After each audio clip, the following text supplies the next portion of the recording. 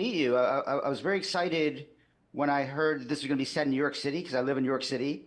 But I was also a little worried because I can watch a movie and I can tell when it's New York City and when it's not. So you did a pretty good job. Your team did a pretty good job at that. What was this New York thing part of the idea when John came to you or you went to John to Yeah, direct this that one? that was kind of the initial idea. Was it was based off in Quiet Place 2. Jaimin Hansu's character talks about day one in New York City and escaping from the city. So that was kind of the seed of the idea of, well, let's explore what did day one in New York look like. So that was kind of the initial thing, and the city being a big part of it came naturally to that.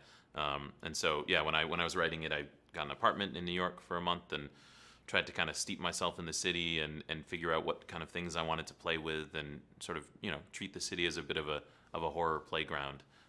So yeah, that we kind of knew the city had to be a character in the movie. Here's a bit of a trivia about your own movie, and maybe you knew this, but there's a subway station in your movie that appeared in a very famous subway movie. Did you know that? I did not know that. Wait, which movie was it in?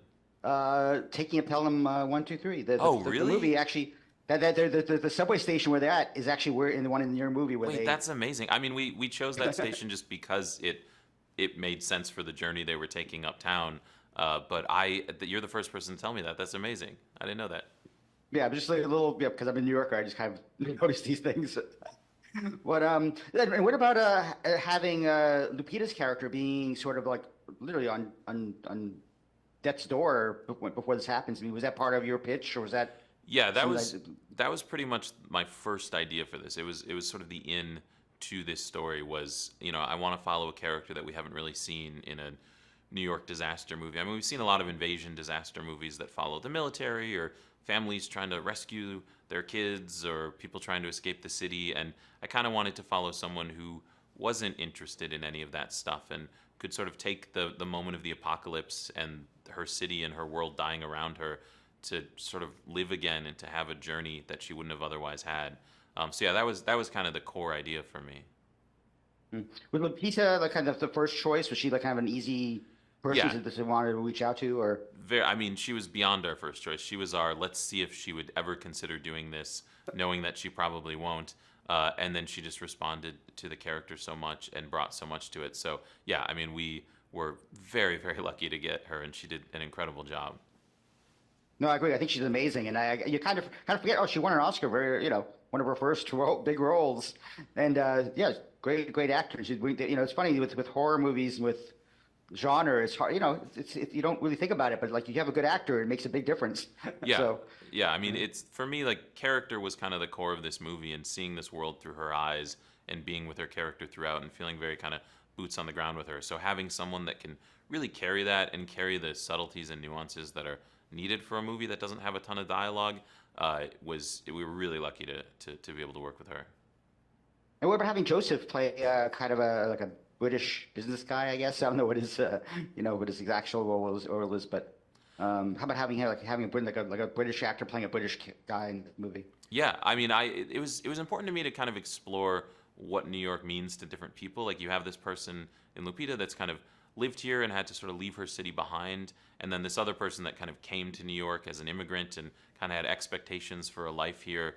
And I think New York means a lot of different things to a lot of people, but it sort of means something to everybody. It's a very important place. So having characters that sort of have slightly different relationships to the city was always an essential part. And yeah, I mean, Joe brought a lot to a character that, again, like when we meet him, the world has already gone silent, and he has to do a lot just through looks and through the subtleties of his performance. And he's carrying, a lot of deep anxiety while also having to deal with a lot of crazy situations. And he really played that beautifully, and that found a wonderful chemistry with Lupita, where they really kind of complemented each other. So he was wonderful. Yeah, I feel like the New York setting really adds a lot. I mean, as it says in the opening thing, I mean, New York is a very loud place. I mean, it is. I'm amazed we haven't had a fire truck go by during this interview because it happens every time. But setting in that location, that area, and also realizing that like you're gonna like literally make a New York where it's quiet. What was involved with that? Like either from the production side or the post production Yeah, or. I mean, a lot of conversations with sound. We worked with Lee Salvin as our sound designer, and he's wonderful. He's a New Yorker, and he spent a lot of time thinking about how do we want to portray New York before it goes silent, so we really kind of feel that injection of sound and feel the intensity of New York, and then how do we want to sort of make New York go silent in a way that doesn't just feel like, oh, suddenly we're in a quiet city, but we're now in this sort of desolate monument to civilization, that it still has kind of a life to itself, these groans and these winds, and you feel like you're sort of traveling through different spaces, but in a way that we haven't really heard the city before. Like, what does a giant empty city sound like and feel like? And he just put a lot of work and experimentation into that and did a really beautiful job kind of conjuring it so it still felt exciting and not just, oh, it's a quiet city. He did a really beautiful job with that. Yeah, I'm assuming you didn't live here during the pandemic, because during the pandemic, it kind of was like that for a good 3 to 4 months. It was crazy. Yeah, I was in LA during the pandemic, which was also very odd. But yeah, I mean, I think we did all sort of have a taste of what the world going silent felt like. Yeah, how much leeway did you have with the aliens for this one? I mean, they do have a very different look.